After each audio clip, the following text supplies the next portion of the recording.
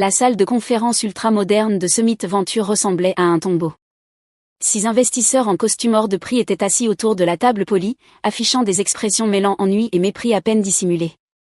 Je venais de terminer ma présentation sur Nuratech, ma plateforme d'analyse prédictive alimentée par l'IA, capable de révolutionner la gestion des chaînes d'approvisionnement. Qu'on soit bien clair, dit Michael Thorne, associé directeur chez Summit, avec un rictus. Vous pensez avoir développé une appli qui peut prédire les perturbations des chaînes d'approvisionnement mieux que les systèmes d'Amazon ? Mieux que ce pourquoi Target et Walmart ont dépensé des milliards ? Je restais droite, tablette en main, l'interface de la plateforme toujours affichée sur l'écran derrière moi. Les résultats parlent d'eux-mêmes. Nuratech a atteint un taux de précision de 97% dans la prédiction des perturbations jusqu'à 6 mois à l'avance. Ça ne vaut rien, coupa Thorne, en se laissant aller contre le dossier de son fauteuil. Votre produit ne vaut rien, mademoiselle Morgan. Vous êtes une ingénieure logicielle sans expérience commerciale, sans client majeur, et sans la moindre compréhension du fonctionnement réel des logiciels d'entreprise.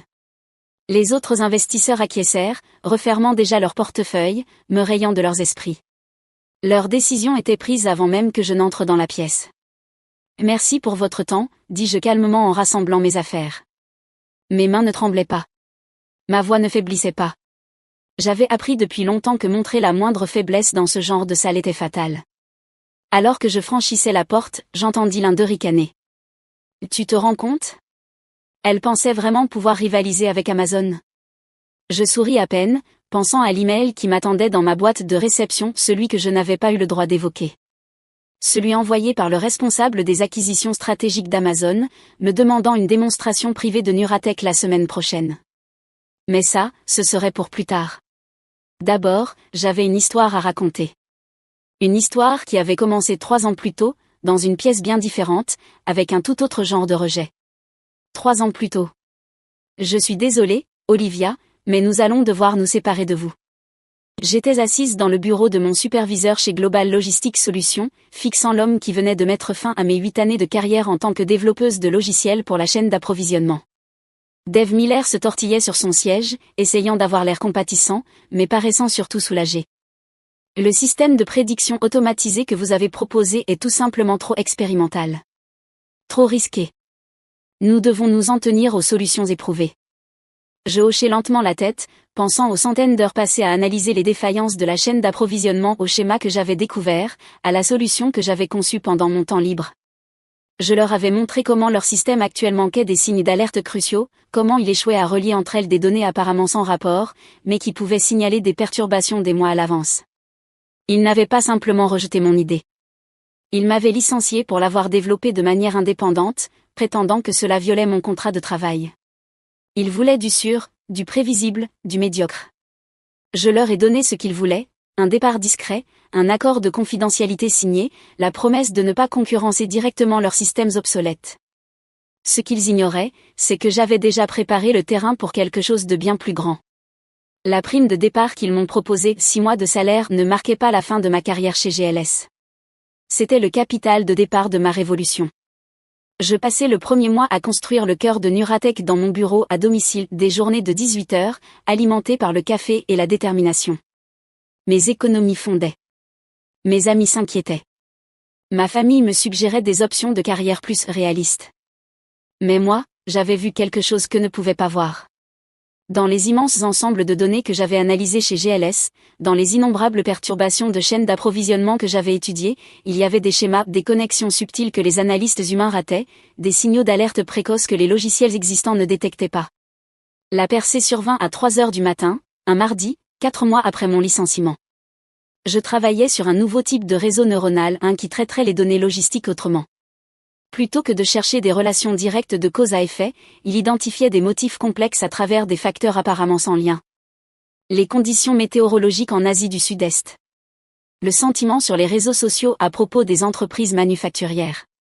Les fluctuations monétaires sur les marchés émergents.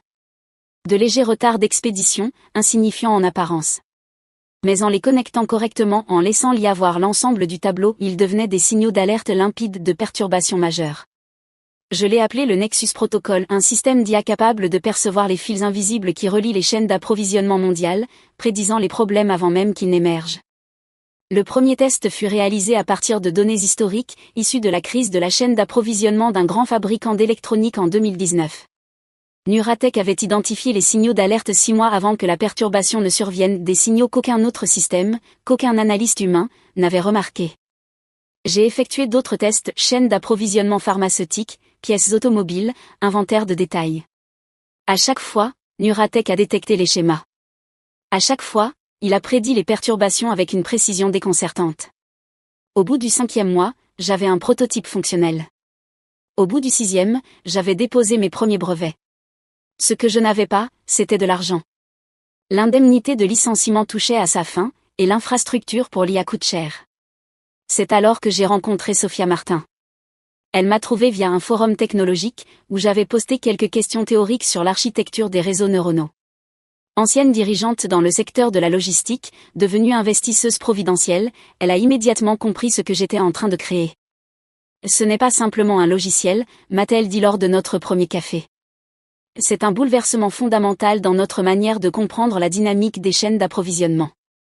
Elle a investi 250 000 $ pour 5% des parts. Mais surtout, elle m'a ouvert son réseau. Des petites entreprises prêtes à tester le système en version bêta. Des data scientists qui ont aidé à affiner les algorithmes. Des avocats pour renforcer les brevets. Pendant 2 ans, nous avons travaillé dans le silence. Pas d'annonce tapageuse. Pas d'article dans TechCrunch. Juste un progrès constant, acharné. Nuratech est passé d'un simple outil de prédiction à une véritable plateforme d'intelligence de la chaîne logistique. Il ne faisait pas que repérer les perturbations potentielles, il suggérait des fournisseurs alternatifs, calculait les facteurs de risque, et proposait des stratégies d'atténuation détaillées. Les premiers clients étaient modestes, mais les résultats, eux, étaient indiscutables. Une entreprise de fourniture médicale a évité une pénurie critique en changeant de fournisseur 2 mois avant que son prestataire principal ne subisse une crise de production. Un distributeur alimentaire a réorganisé tout son réseau logistique 1 semaine avant que des tempêtes sans précédent ne paralysent les principales voies maritimes. Le bouche à oreille a commencé à se répandre dans certains cercles. Les bons cercles. Des entreprises ont commencé à nous contacter discrètement, demandant des démonstrations, voulant tester le système sur leurs propres données. C'est alors qu'est arrivée la première offre de rachat. Un grand cabinet de conseil a proposé 50 millions de $ pour la technologie. J'ai refusé. Ils sont revenus avec 100 millions. J'ai refusé de nouveau parce qu'à ce stade, j'avais compris tout le potentiel de ce que nous avions bâti. Nuratech n'était pas un simple outil logiciel de plus. C'était une fenêtre sur les schémas invisibles qui gouvernent le commerce mondial. Et quelqu'un d'autre avait remarqué cela. Quelqu'un de grand. L'email est arrivé un jeudi soir, à peine 2 jours avant ma réunion désastreuse chez Summit Venture. Objet, invitation à une démonstration privée Nuratech. Chère Madame Morgan, je dirige les acquisitions stratégiques chez Amazon. Nous suivons avec beaucoup d'intérêt le développement de Nuratech. Notre analyse préliminaire suggère que la précision prédictive de votre système dépasse tout ce qui est actuellement disponible sur le marché. Nous souhaiterions organiser une démonstration privée la semaine prochaine. Cordialement, James Wilson, vice-président des acquisitions stratégiques. Amazon. Je n'avais rien dit à propos de cet email pendant ma présentation chez Summit Venture. Je n'avais rien dit non plus sur les autres parties intéressées, les discussions d'acquisition en cours, ni sur les grands distributeurs qui testaient déjà le système dans l'ombre. Laissez-les croire que c'était sans valeur. Laissez-les balayer d'un revers de main la femme qui avait passé 3 ans à bâtir quelque chose qu'ils ne pouvaient pas comprendre. Parce que dans exactement 1 semaine, lorsque l'offre d'Amazon deviendrait publique, lorsque leur téléphone commencerait à sonner sous les appels de journalistes curieux de cette start-up qu'ils avaient raillée, ils apprendraient une leçon précieuse. Parfois, les choses les plus précieuses sont celles qu'on est trop aveugle pour voir. Je suis monté dans ma voiture devant Summit Venture, et j'ai vérifié mon agenda. La démonstration pour Amazon était prévue mardi matin. Tout était prêt. Tout était parfait. Qu'il rit. Dans 1 semaine, le rire cesserait et un tout autre son remplirait ces salles de conférences luxueuses. Le bruit d'une opportunité leur glissant entre les doigts. Le siège d'Amazon à Seattle se découpait sur le ciel gris du matin, témoin de ce qu'il est possible de bâtir quand on poursuit ce que les autres jugent impossible. Je réajustai mon blazer, vérifiai mon reflet dans le marbre poli du hall, et pris une profonde inspiration. Madame Morgan ? Une grande femme en tailleur impeccable s'approcha, tablette à la main. Je suis Jennifer, la chef de cabinet de James Wilson. Ils vous attendent dans la salle de conférence exécutive. La montée en ascenseur jusqu'au 23e étage se fit dans le silence. J'ai utilisé ces 30 secondes pour me recentrer, me souvenir de chaque investisseur condescendant, chaque dirigeant sceptique, chaque personne qui m'avait dit que c'était impossible. Leur scepticisme n'avait fait qu'une chose. Il avait rendu Neura encore plus fort. Les portes de la salle de conférence s'ouvrirent sur une scène bien différente de celle de Summit Venture. Au lieu d'investisseurs blasés consultent leur téléphone, 12 personnes à l'air concentré étaient penchées en avant sur leurs chaises, ordinateurs portables ouverts, manifestement bien préparés. James Wilson, vice-président des acquisitions stratégiques chez Amazon, se leva pour m'accueillir. Il était plus jeune que je ne l'avais imaginé, la quarantaine peut-être, avec l'énergie focalisée de quelqu'un qui passe sa vie à évaluer des technologies révolutionnaires. « Madame Morgan », dit-il en me serrant la main fermement. « Merci d'être venue. Nous avons analysé les résultats des tests de Neuratech au cours du mois dernier. Franchement, ils semblent trop beaux pour être vrais. » Je souris en installant mon ordinateur. C'est pour ça que j'ai apporté un défi. Donnez-moi vos 3 pires perturbations de chaîne d'approvisionnement de l'année passée. Celles que vous n'avez pas vues venir. Faisons-les passer en direct par Neuratech. Un murmure d'intérêt parcourut la pièce. James jeta un coup d'œil à son équipe, puis hocha la tête. Amanda récupère les données de la crise des semi-conducteurs à Singapour. Peter, la grève des transports au Brésil. Et les chiffres de la pénurie d'énergie en Europe. Pendant 2 heures, j'ai mis Neuratech à l'épreuve. Le système n'a pas seulement identifié les signaux d'alerte qu'ils avaient manqués, il a montré exactement comment ces signaux étaient connectés, comment ils s'amplifiaient les uns les autres, comment ils créaient les conditions parfaites pour une perturbation. Quand j'ai montré comment Neura aurait pu prédire la crise des semi-conducteurs 8 mois à l'avance, un silence lourd est tombé sur la salle. Ces gens avaient vécu cette crise, géré les conséquences, dû expliquer à leurs supérieurs pourquoi ils ne l'avaient pas anticipé. James s'arrêta, choisissant ses mots, considérablement plus avancés que tout ce que nous avons évalué. Comment avez-vous atteint ce niveau de précision prédictive ? J'ai affiché l'architecture du protocole Nexus. Parce que tout le monde regarde les chaînes d'approvisionnement comme des systèmes linéaires, action et réaction, cause et effet. Mais elles ne sont pas linéaires. Elles sont neuronales. Chaque point est connecté à tous les autres d'une manière que l'analyse traditionnelle ne peut pas détecter. L'équipe technique s'est penchée en avant, les yeux écarquillés, comprenant les implications. Ce n'était pas simplement un meilleur logiciel. C'était une réinvention fondamentale de l'intelligence logistique. Et nous aimerions entamer des discussions d'acquisition, dit enfin James. Et notre équipe technique devra faire une analyse approfondie, bien sûr. Mais la valorisation préliminaire semble très prometteuse. J'ai hoché la tête calmement, même si mon cœur battait à tout rompre. Je dois mentionner que nous sommes en discussion avec d'autres parties intéressées. Oh, nous savons. Il sourit. Le directeur de l'innovation de Walmart a posé des questions à votre sujet. L'équipe logistique de Target a effectué des tests. Et le service d'acquisition de Google rôde autour. Il se pencha légèrement. Mais nous pensons qu'Amazon est le meilleur foyer pour cette technologie. Nous pouvons la déployer à l'échelle mondiale en quelques mois. Alors que je rangeais mon matériel, James m'accompagna jusqu'à l'ascenseur. Nous aurons une offre initiale pour vous d'ici vendredi. En attendant, je vous conseille de garder cette réunion confidentielle. Une fois que l'information circulera. Il n'eut pas besoin de finir sa phrase. Nous savions tous deux ce qui arriverait lorsque le marché apprendrait qu'Amazon poursuivait sérieusement Neura. Les 48 heures suivantes furent un tourbillon de réunions de vérification, de revues techniques, et d'appels de plus en plus pressants d'autres parties intéressées. Sophia m'appela mercredi matin, la voix fébrile. « Olivia, il se passe quelque chose. Je viens de recevoir 3 appels de grands fonds de capital risque demandant des infos sur Neura. Qu'est-ce que tu as fait ? Amazon bouge vite, répondis-je, en voyant un autre email arriver, cette fois de l'équipe d'acquisition de Google. Les rumeurs commencent à circuler. Summit Venture a appelé, dit-elle, un brin de satisfaction dans la voix. Soudainement, ils tiennent absolument à organiser une autre réunion.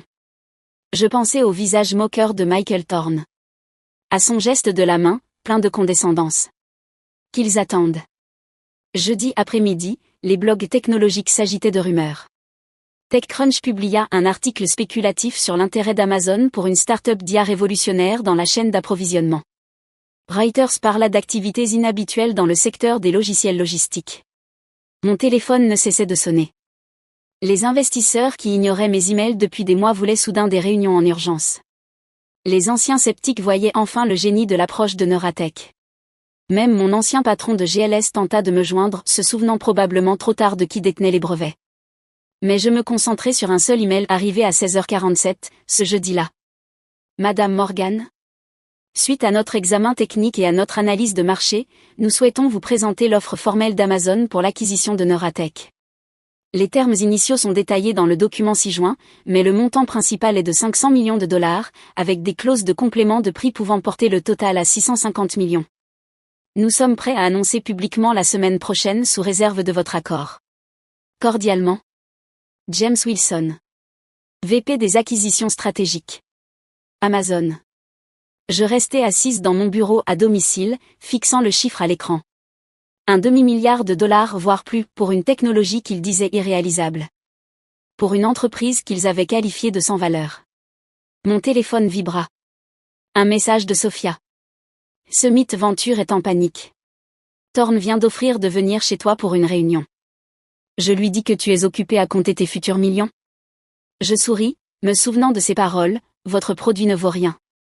Comme les choses changent vite quand on prouve qu'on avait raison. Le lendemain matin, je me rendis chez mon avocate pour examiner l'offre d'Amazon. Les termes étaient agressifs mais équitables. Il voulait conclure vite avant que Google ou Walmart ne réagissent.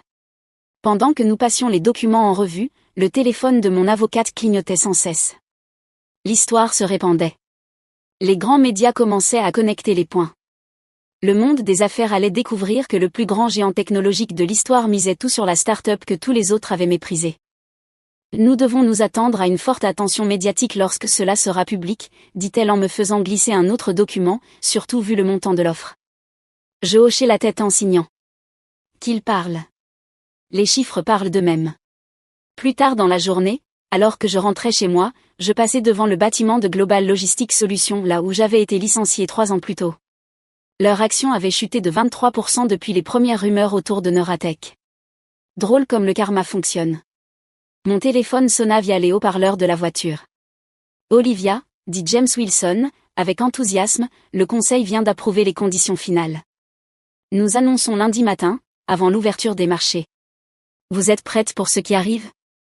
Je souris, pensant à toutes les personnes qui allaient apprendre une leçon très coûteuse sur le fait de sous-estimer la mauvaise personne. Je suis prête depuis 3 ans, James. Montrons-leur à quoi ça ressemble, quelque chose de vraiment sans valeur.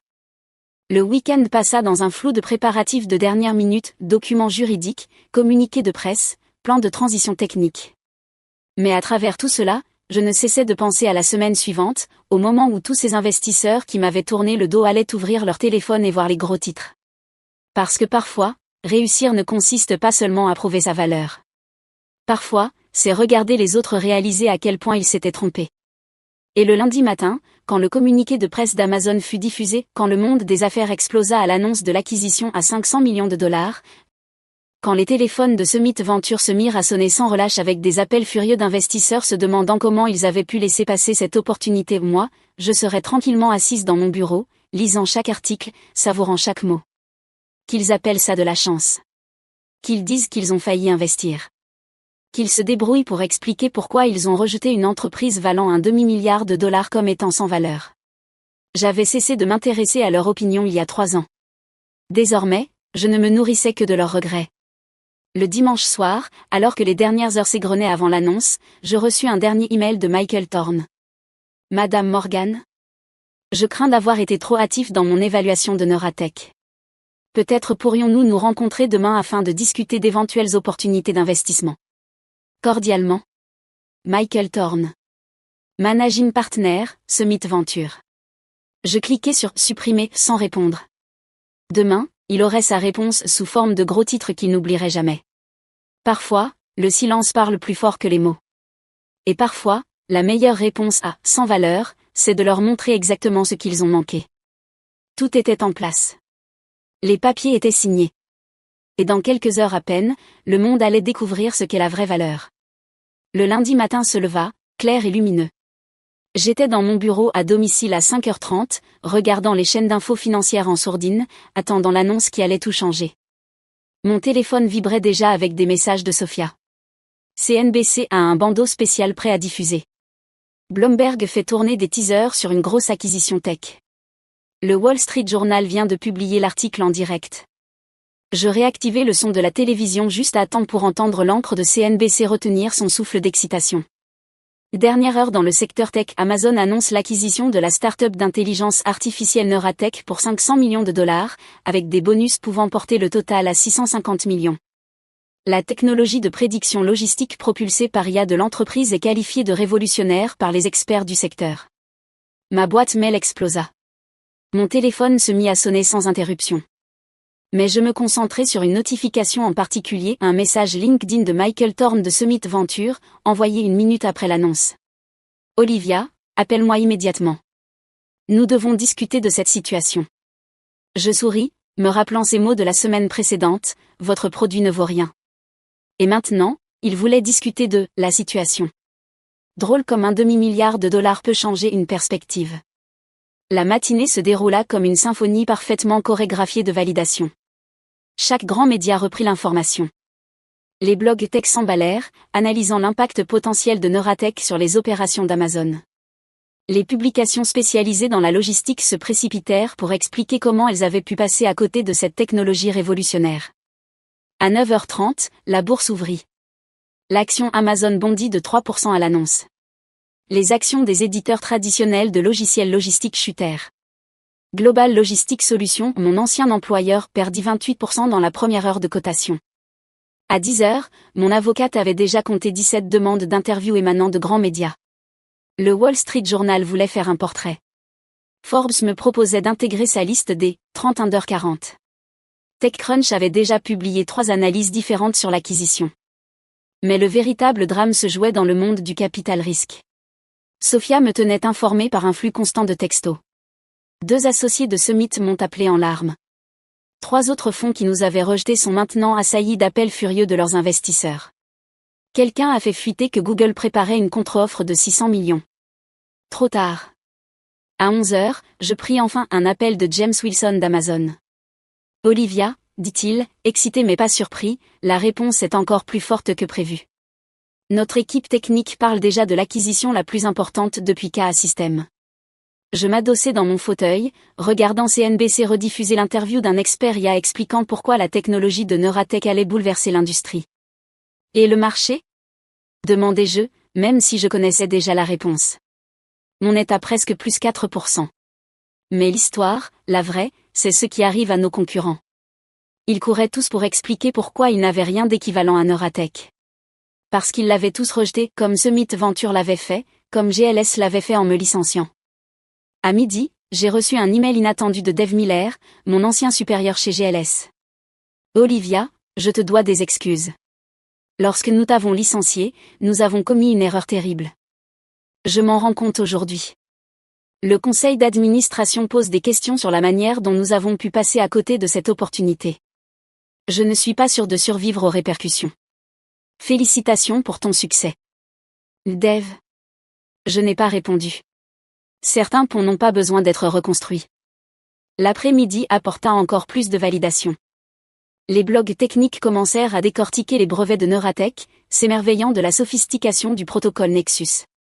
Des experts en logistique publièrent des analyses montrant comment cette technologie aurait pu éviter plusieurs perturbations majeures au cours de l'année passée.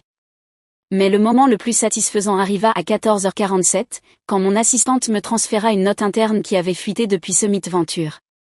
À tous les associés ? Compte tenu des récents événements liés à l'acquisition de Neuratech par Amazon, nous devons immédiatement revoir nos procédures de due diligence. Le fait de ne pas avoir identifié cette opportunité représente une grave erreur de jugement qui a déjà suscité des critiques de la part de plusieurs investisseurs majeurs. La position de Michael Thorne en tant qu'associé directeur sera discutée lors de la réunion d'urgence du conseil d'administration prévue jeudi. Cordialement. Le conseil d'administration ?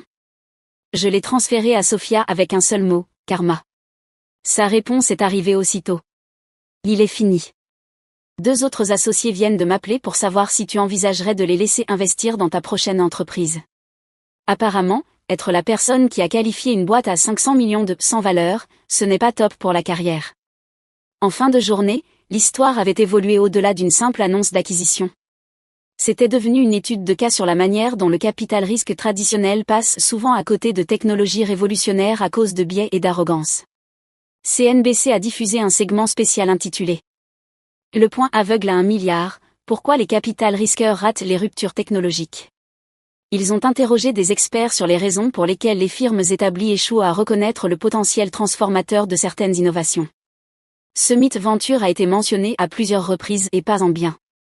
Lorsque le soleil s'est couché, je me suis enfin autorisé à vraiment ressentir la validation, la revanche, la satisfaction pure et indéniable d'avoir eu raison, de la manière la plus publique qui soit. Mon téléphone a vibré une dernière fois. Un message de James Wilson. Le conseil veut accélérer l'intégration. Tu pourrais venir à Seattle la semaine prochaine? On voit plus grand que la simple logistique maintenant. Ça pourrait tout transformer. J'ai répondu que j'étais partante, puis je suis allée à la fenêtre, observant les lumières de la ville s'allumer à la tombée de la nuit. Il y a 3 ans, je me tenais à une autre fenêtre, venant d'être licenciée, me demandant si j'étais folle de croire en mon idée. Aujourd'hui, cette idée valait un demi-milliard de dollars. Et ceux qui avaient ri couraient maintenant après des explications pour leur aveuglement. Le lendemain matin, j'avais un rendez-vous important. Un petit déjeuner avec Sophia pour parler d'avenir. Elle m'attendait à notre café habituel, le sourire aux lèvres, l'air d'un chat ayant attrapé un canari particulièrement dodu. Alors, dit-elle en s'asseyant, j'ai compté au moins 30 firmes de capital risque qui prétendent maintenant avoir presque investi dans Neuratech. C'est drôle comme tout le monde voit la vision une fois que c'est trop tard. Je souris en remuant mon café. Des nouvelles de Summit? Effondrement total. 3 investisseurs majeurs se sont retirés. Thorne est sur le point d'être éjecté. Apparemment, laisser passer la plus grosse acquisition tech de l'année à cause de ton arrogance, c'est mauvais pour les affaires. Nous avons passé l'heure suivante à planifier la suite. Amazon voulait déployer Neuratech à l'échelle mondiale, mais il voyait aussi des applications au-delà de la chaîne d'approvisionnement. La technologie sous-jacente, cette capacité à détecter des motifs dans des systèmes complexes, pouvait révolutionner tout, des marchés financiers à la science du climat.